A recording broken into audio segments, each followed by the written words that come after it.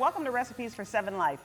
It is the holiday season, so of course I could not start this out without inviting my friend Craig on to help us make what, Craig? I made Cornish hens today.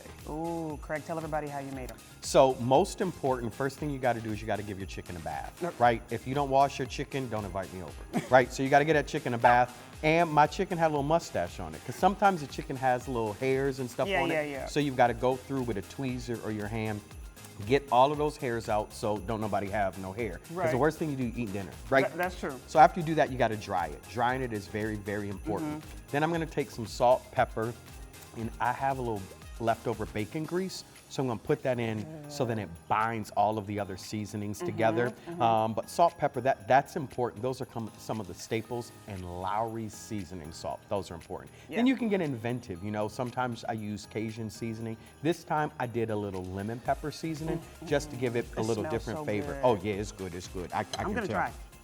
After we do that, we wanna put it and bake it, and I cooked it low and slow, 200 all night long.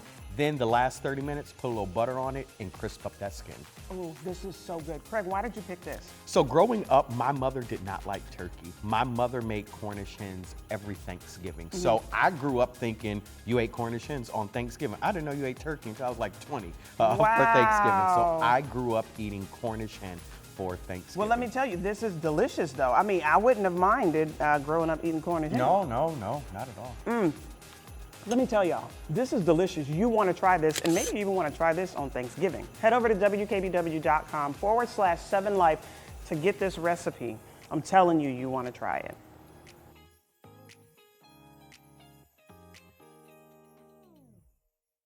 Recipes for 7 Life would like to thank Close Mentor.